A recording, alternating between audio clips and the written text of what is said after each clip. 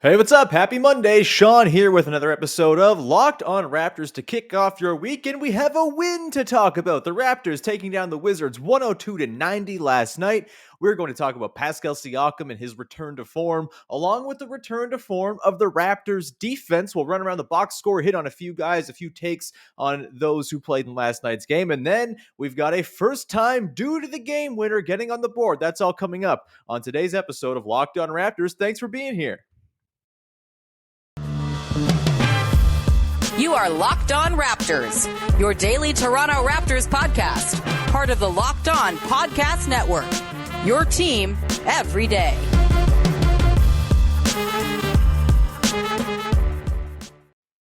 Hey, what's going on? And welcome to episode number 1072 of Locked On Raptors for Monday, December the 6th. I'm your host, Sean Woodley of RaptorsHQ.com. You can find me on Twitter, as always, at WoodleySean. You can find the show at Locked On Raptors. And, of course, you can find the podcast free and available on all your favorite podcast platforms. You can subscribe, rate, review, tell a friend, follow, all the good stuff on your app of choice. Plus, you can also find the podcast on YouTube. So please consider throwing us a little subscribe over there on the YouTube channel. It's much appreciated. And thank you, as always, for making us your first listen of the day. Today's show is brought to you by Prize Picks. Check out prizepicks.com. Use the code NBA or go to your app store and download the app today. Prize Picks is daily fantasy made easy. More on Prize Picks in a little bit. All right, on today's show, as I mentioned in the cold open, 102-90, the Toronto Raptors take down the Washington Wizards last night at Scotiabank Arena, the fourth game of their seven-game homestand. I guess their fourth home game in their long stretch of 18 of 22 or whatever the hell it is, playing in Toronto. And it seems like the home cooking has been good. It's been a nice salve for a weary Raptors team as they seem to be kind of gaining some momentum, gaining some form, some chemistry, the stuff they have not really had in large part this season, really since Pascal Siakam returned to the lineup about, I guess, 13 games ago now is when Pascal returned. So it's been a bit of a tough stretch, obviously a long road trip in there, and the home return practice, all that seems to be bearing out quite nicely for your Toronto Raptors. We're going to talk about Pascal Siakam today. We're going to talk about just some various contributions from around the lineup, some nice signs in terms of the defense as well, some good recent numbers. We'll get into all that, plus the due to the game to close things out. But let's begin, shall we, with Pascal Siakam, who has been a topic of conversation a lot for your Toronto Raptors this season. He is, of course, the highest paid player on the team. He is, I think, the most talented player on the team. I think Fred VanVleet has been the team's best player this season, but he's also had the advantage of playing almost twice the games that Pascal has played. So hard to really compare apples to oranges in that case. But either way, whenever you slice it, Pascal Siakam is extremely important to the Toronto Raptors. And he's been playing quite well of late, as it turns out.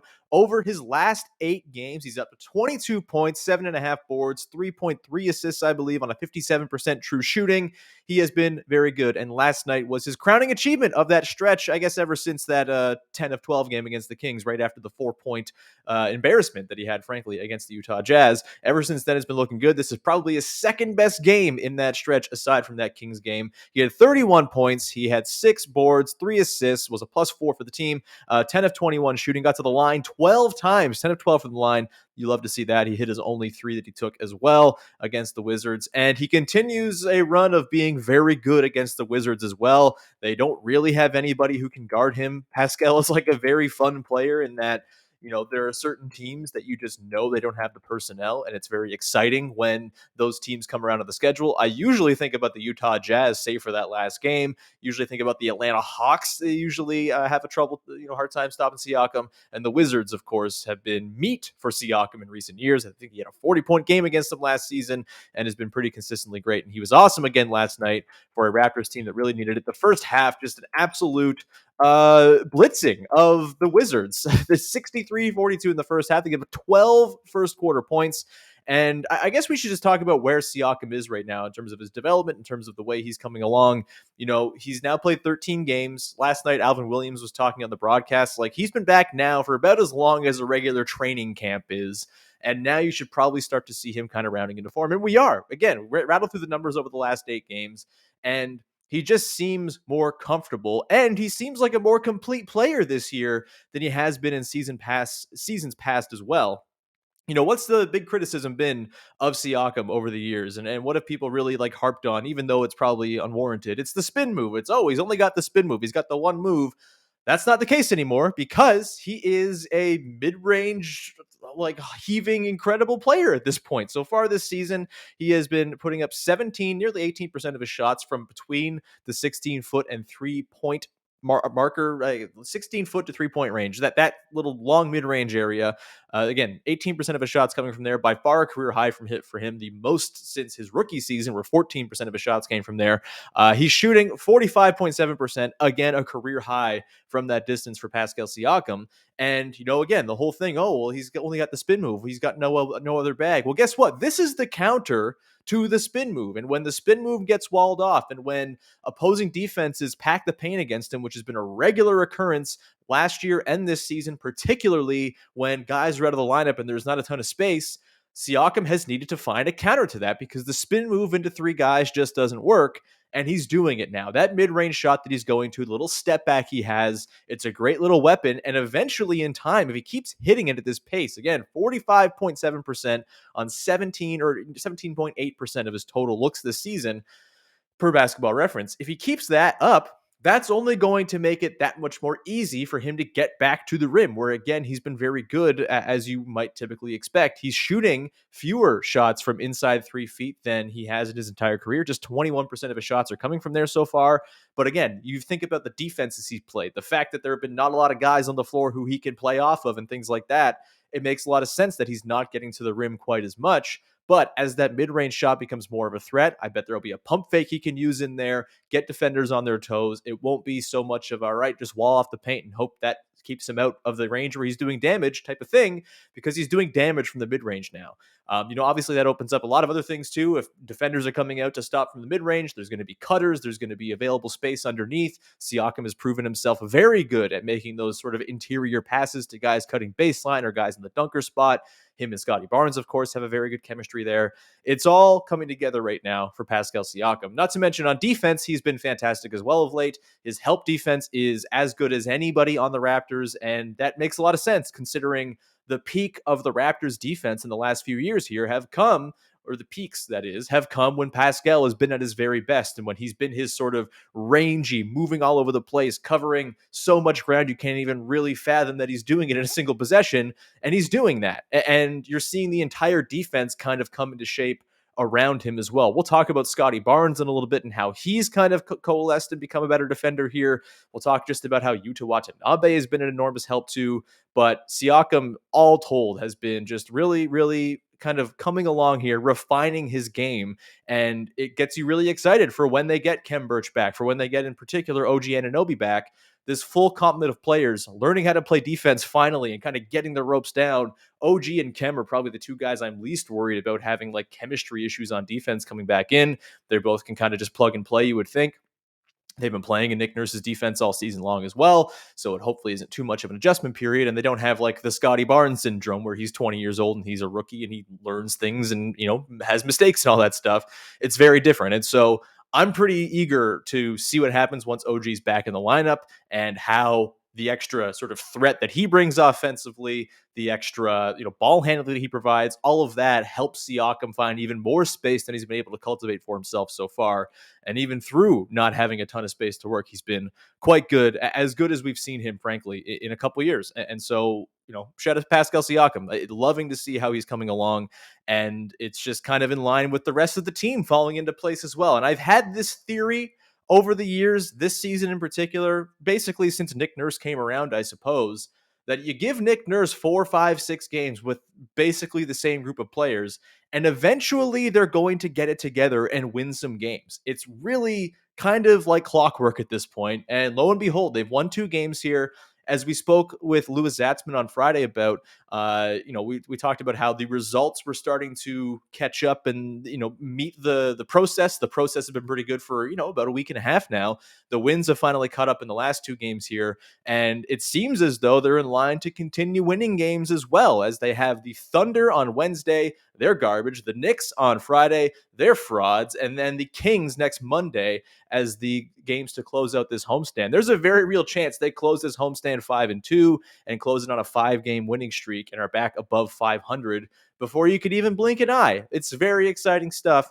And all of it is kind of centered around Pascal Siakam finding his comfort, but the rest of the team kind of figuring things out on the defensive end too has been absolutely incredible. So we're going to get into that, talk about where the defense has improved and some guys who might be responsible, run through the box score and hit on some thoughts on some various guys as well from the Wizards game. That'll come up in just one second. But first, want to tell you about our friends over at Prize Picks. They have the best NBA DFS prop game on the market. Prize Picks offers more NBA props than any other DFS prop operator and offers all the superstar players as well as bench players, only recording a handful of minutes each game. It really is daily fantasy made easy. You can offer Prize Picks offers any prop you can think of, from points, rebounds, steals, 3-pointers made, whatever it might be. All users that deposit and use the promo code NBA will receive a 100% instant deposit match up to $100. So you put in $100, you put in that code NBA, all of a sudden, boom, $200 in your account. That's an incredible deal. Use the award-winning app on both the App Store and Google Play. You can do mixed sport entries as well. So if you want to put some, the thought into taking the over on LeBron James or Fred VanVleet or whatever it might be, and then also have like a football DFS pick in there as well, you can absolutely do that. Prize Picks is safe and offers fast cash withdrawals as well. Don't hesitate. Check out prizepicks.com. Use the promo code NBA and go to your app store to download the app today. Prize Picks is daily fantasy made easy. Today's show is also brought to you by our pals over at DirecTV Stream. Does this sound familiar? You've got one device that lets you catch the game live, another that lets you stream your favorite shows, and you've got sports highlights on your phone, and you've got your neighbor's best friend's login for the really good stuff. Well, I want to tell you about a simple way to get all that entertainment into one place without the hassle, and that is DirecTV Stream. You got to get your TV together, baby. It brings your live TV and on-demand favorites together like never before, so you can watch your favorite sports, movies, shows all in one place. No more flipping between CBC Gem for Great Canadian Baking Show, Crave for Succession, and then whatever you're watching the basketball game on. I'm speaking of Canadian apps, of course. This is an American company with American apps that are up in the comparison spot here. But either way, you get my point. You don't have to switch between. You don't have to buy another remote ever again, another device. You're not handling 7 remotes in your living room, figuring out which one have I lost in the couch. Oh no, I've lost this one. This is terrible. Don't worry about it anymore, because DirecTV Stream gets rid of all the clutter and the confusion, and you get your TV put together. And also, there's no annual contract, which is the best part of it all. You can learn more at directtv.com. That's directtv.com. Compatible device required. Content varies by package. And a reminder that this is only available to our dear friends in the United States. All right, let's continue on here with some box score notes going around the Raptors game against the Wizards. Again, a 102-90 win. And thank you, as always, for making us your first listen of the day. Apologies, this one's a little bit later on. I was at a Christmas thing last night with some family and didn't catch the game till this morning. So that explains the delayed posting of the show. But I appreciate you holding out to have your first podcast listen of the day until right now. Let's get to it. Run through some guys and some thoughts here. Back to the defense conversation. You know how the defense has been a lot better lately. Over the last 6 games, it is up to 10th in the NBA in terms of points allowed per 100 possessions. Over the last 5 games, it's 7th at just 106.1 points allowed per 100 possessions. Obviously, pretty small samples here, but within the context of a 24-game sample or whatever it is, it's still a pretty substantial chunk of the season at this point. It's almost a quarter of the season the last 6 games are. It's exactly a quarter of the season. Math, baby. And that's been a nice turnaround that we've seen here. And again, that kind of goes to the point of they know each other. They're playing with each other for an extended period of time. Nick Nurse has the same group. And also, it seems like practice has been a really big thing for this team as well. Chris Boucher's talked about it. I think Pascal Siakam's talked about it as well. They're practicing more on this homestand right now than they have in like literally years. There was no time to practice last year with the crazy compressed COVID schedule. The fact that they were practicing in a ballroom in Tampa Bay probably didn't help matters much there either. The year before was the shortened season as well with the bubble and all that stuff. Not a ton of practice time in the bubble, of course, and a very quick turnaround. And then the season leading up to it before the shutdown, That was an old team, a defending champion team. There were a lot of injuries. They were not practicing a ton either because they were old and weary and just trying to protect those like weary legs for game time. The season prior, of course, is the Kawhi Leonard. We're just going to practice whenever the hell we want, which was never because they were constantly load managing. They were constantly just kind of working that whole thing together. There wasn't a ton of practice time that year. It really probably goes back to like 2017-18 that the Raptors have been able to practice this much, which is incredible. And also not surprising that it's coincided with the time that we're seeing the defense become a little bit more second nature to these guys. And I think that really, Amy Audibert was talking about this, I believe, on the broadcast too, just about how much of a change that is and how important it is that they've gotten that chance to work together and just kind of learn one another without it being under the sort of pressure and the bell of a game. So that's a big thing here too. Some individual guys have had a big impact as well.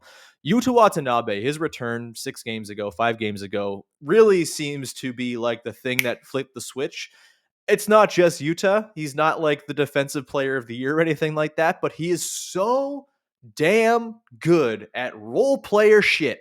Just really good at filling the gaps on offense. Obviously, the catch and shoot threes. He's a great passer. He sees those like next plays really well. It's kind of what you wish Patrick Patterson could have been back in the day because he does all the other role player stuff really well. Plus, he passes really nicely.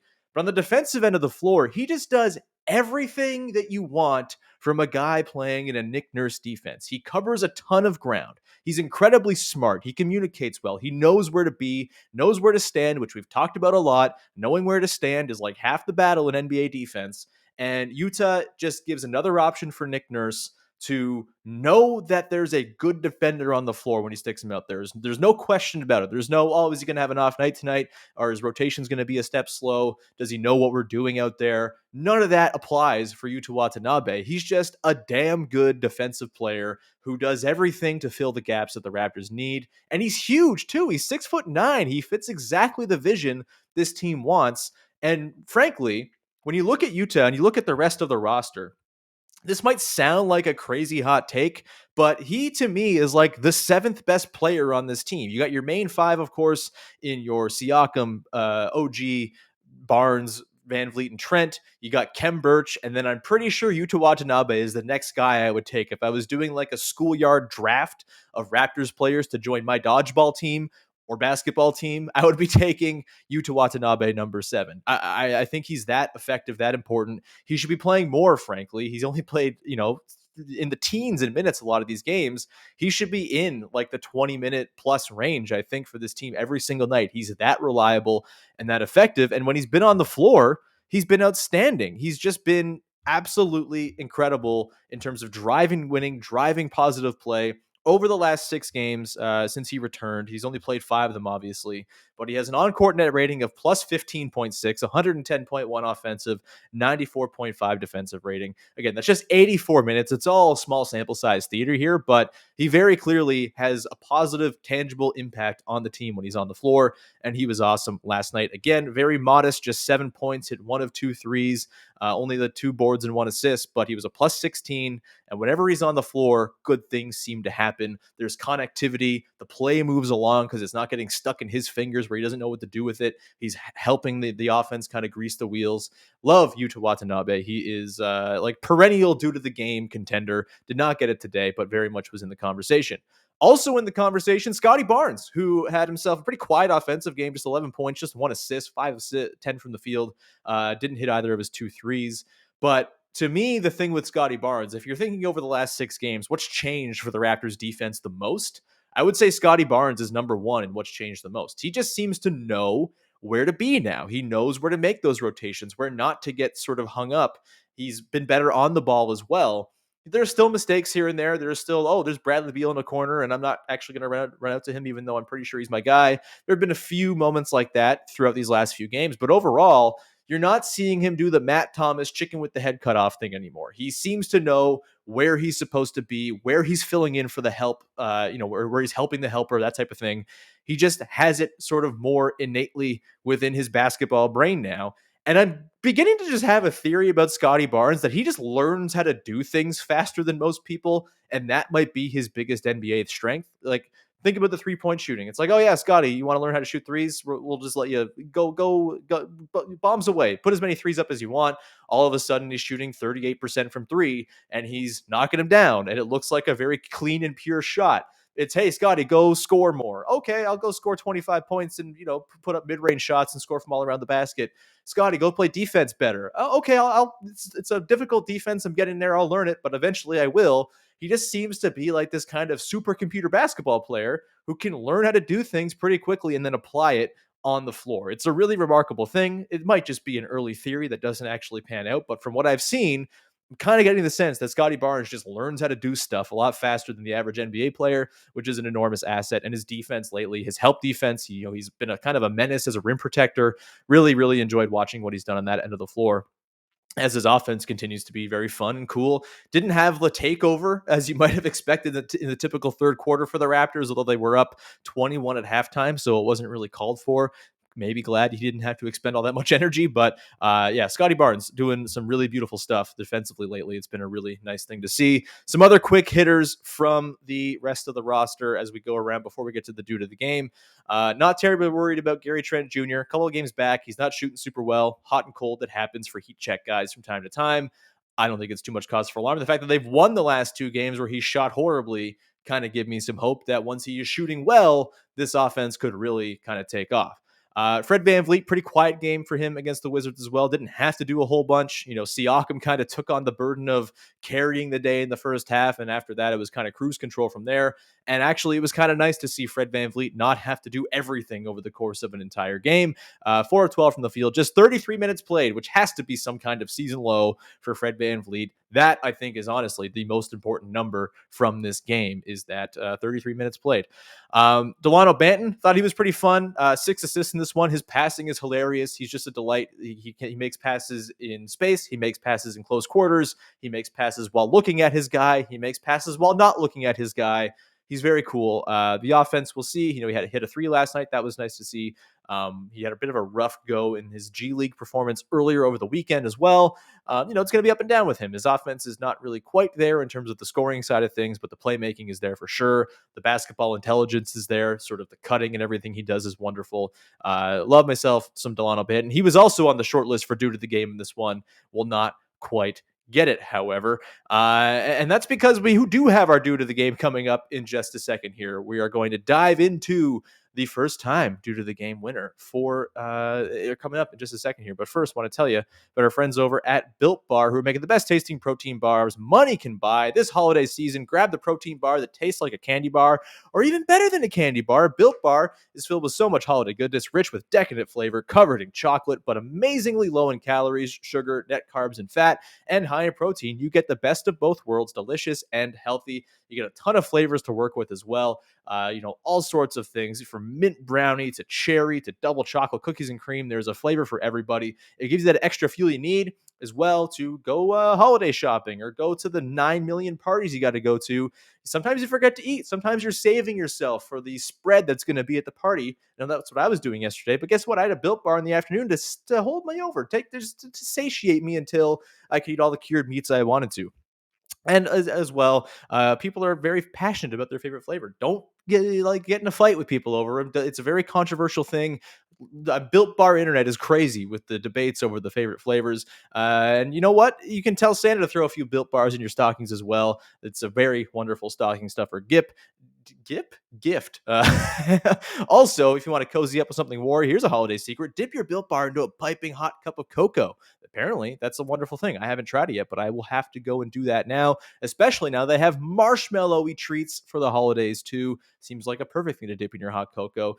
You've got the lovely, delicious flavors, all marshmallow puffy like. It's a different kind of texture and flavor and all that, but it is also extremely delicious if you are a marshmallow person. Go to builtbar.com. Sorry, that is built.com. Use the promo code LOCKED15 and get 15% off your order. That's the promo code LOCKED15 at built.com to get 15% off your order. Go there now. And today's show is brought to you by betonline.ag, who have you covered with all the more props and odds and lines than ever before for this football season. As it winds down and continues the march to the playoffs, BetOnline remains your number one spot for all the sports action this season. Head to our new updated desktop or mobile website to sign up today and receive a 50% welcome bonus on your first deposit. That's the promo code LOCKEDON to receive that 50% welcome bonus. From basketball, football, NHL, boxing, and UFC, right to your favorite Vegas casino games. Don't wait to take advantage of all the amazing offers available for the 2021 season. BetOnline is the fastest and easiest way to bet on all your favorite sports. BetOnline is where the game starts. All right, let's round the show out with the dude of the game, shall we? And today we have a first-time dude of the game winner. It's all very exciting as I try to make the graphic here, and I'm having a very difficult time, so bear with me. Your dude of the game winner for the first time this season. It's been a maligned year. It is Chris Boucher. Here he is, Chris Boucher. Congratulations to Chris Boucher on his first dude of the game win. Last night, 14 points off the bench, 6 boards, 5 of 7 from the field, and a plus 12 for the Raptors. And the thing that really excited me about Chris Boucher in this game is that he was playing like team basketball and not just kind of doing the glorified shooting guard thing that he tends to do. Like Chris Boucher has his perks, his value, all that stuff. But the thing that's always kind of driven me nuts about him is that he is basically a catch and shoot two guard in the frame of a hypothetical big man.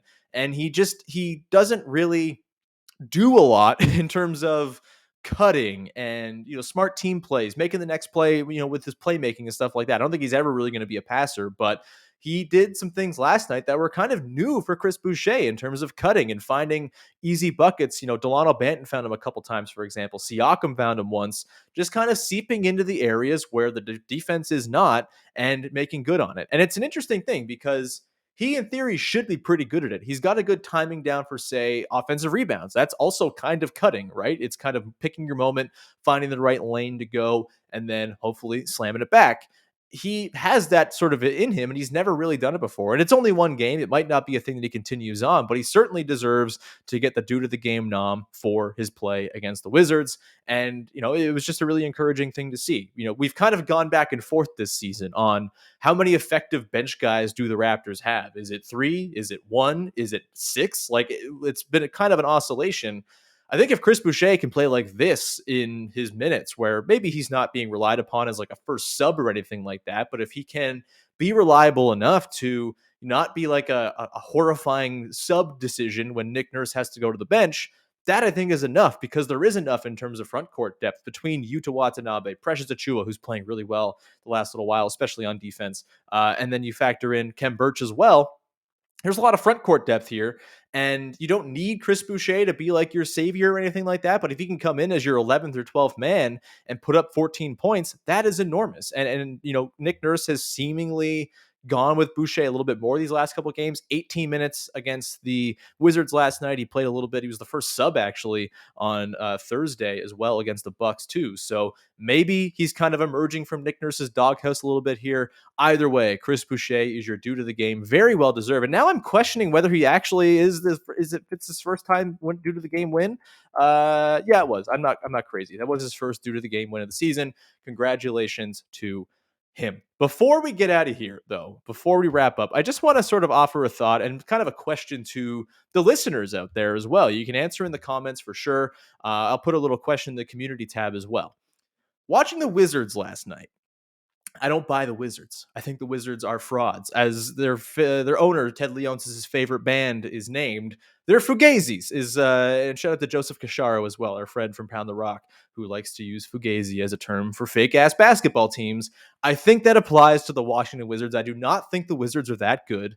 Bradley Beal has been really rough this season, and they've been good nonetheless and won games. I guess that's the sort of counter argument to this, but maybe Bradley Beal just isn't that great of like a win-driving player. Have we thought about this? I don't know. I know they've made the playoffs and been a 40-ish win team sometimes during his run, but I don't ever come away from a Raptors-Wizards game feeling terribly impressed by Bradley Beal. He is the king of hitting a 3 when the team is down by 11 to make it 8 in the middle of the third quarter, and then eventually they don't end up coming back. That's my experience of Bradley Beal, at least. Yes, there have been playoffs, the sweep back in 15 and all that stuff, but for me, overwhelmingly, I feel myself wanting more whenever I watch Bradley Beal play. The rest of this team does not impress me at all. Spencer Dinwiddie does not look right. I don't know what's going on there. Wizards fans are like already ready to sort of have like a full coup when it comes to Spencer Dinwiddie. I just don't trust Montrezl Harrell as a guy who is going to like uphold winning basketball long term. He's a great, fun, high energy guy. The postseason, I don't think you really want him being one of your key contributors, and I don't totally buy it with him. Kyle Kuzma's fine. He's very, very erratic offensively. His defense has been nice. I just don't love this team. It's kind of a collection of guys who are fine, meh, whatever. And I would actually put money right now, if I could, on the Raptors finishing ahead of the Wizards. I think the Raptors are a better team. I think they're better coached. I think their defense has significantly higher upside than the Wizards does. And I think their offenses can be basically the same. I've come away very unenthused anytime I've seen the Wizards play so far this season, whether it's against the Raptors or not. Yes, they looked pretty good in that first game of the season, but also they scored 98 points against a Raptors team that was an absolute disaster during most of that game. So I don't really know how impressive that was. When it comes to the rest of the Eastern Conference as well, I think there are other teams you can kind of look at and say, all right, the Raptors are winning some games now. They've rattled off a few. They seem like they're kind of finding their shape a little bit. I think the Knicks got to be worried about the Raptors for sure. I think the Knicks and Wizards, if I had to bet two teams that the Raptors are going to pass by season's end to get into the play-in, those would be my two. I would also maybe put the Hornets and their horrible defense on that short list as well. And even like the Celtics continue to be very, very unimpressive. And, I don't think it's out of the question that the Raptors finish ahead of them. That said, Wizards and Knicks, I feel quite good about. You can put it in paint or pencil or pen, whatever hell you want to do, as like an official prediction of mine right now that the Raptors finish ahead of both of those teams. They're just more complete. They have better players. Pascal Siakam, I think, is better than Julius Randle and everybody else the Knicks have. Beal Siakam is an interesting one. Siakam's been absolutely better so far this season than Beal has been, though. Plus, you've got OG and Fred VanVleet, who might have been the best player of the bunch between those three teams so far this year. I feel pretty good about where the Raptors are headed right now. They've still got a lot of home cooking to eat over the next month here as they continue to just sort of feast on this home schedule. And I think they are very much in line for a bit of a climb up the standings here, as those two teams feel to me like the frailest and weakest of that sort of Eastern Conference cluster from 2 all the way down to 12. It's kind of insane, but that's my thought right there. I just wanted to close off with that closing argument against the Wizards and Knicks. For you, the listeners out there, do you think there is a team the Raptors are likely to pass? Multiple teams like the Raptors are likely to pass as they look for the play-in spot? I think it's very clearly those two teams, but if there's someone else in there I'm not thinking of or giving enough credit, or I'm giving too much credit to, please feel free to fire away in the comments. With that, we will wrap up today's episode of the show. Thank you so much. I feel like I was shot out of a cannon today. It's nice to talk about a team that's winning games again. Nice to watch a good Pascal Siakam game and all that stuff. We'll be back again tomorrow. Vivek Jacob's going to pop on. We're going to have sort of a more big picture talk about the Raptors and where they stand going forward. Lots of other fun stuff planned this week. Of course, they take on Wednesday the Oklahoma City Thunder. That should be an easy win because the Thunder are an embarrassing dirt franchise. And then they'll take on the Knicks on Friday. Lots of preview, lots of recap, lots of in-between coming up on this week's slate of shows. You can find me, of course, on Twitter at Woodley Sean. You can subscribe, rate, review, tell a friend, all that good stuff. Always appreciated when you support the show. Subscribe on YouTube as well. And thank you for making us your first listen of the day. Go make your second listen of the day. Locked On Fantasy Basketball with Josh Lloyd, as Josh is the very best in the whole biz at making it so you know what to do and win your fantasy leagues. He is just a genius when it comes to that stuff. You should definitely go and check out Josh's stuff. He is also on YouTube. He might be like a promoted video right next to me right now on YouTube. So go and check him out. Anyway, thank you so much for tuning in. We'll talk to you again tomorrow with another episode of Locked On Raptors. Bye-bye.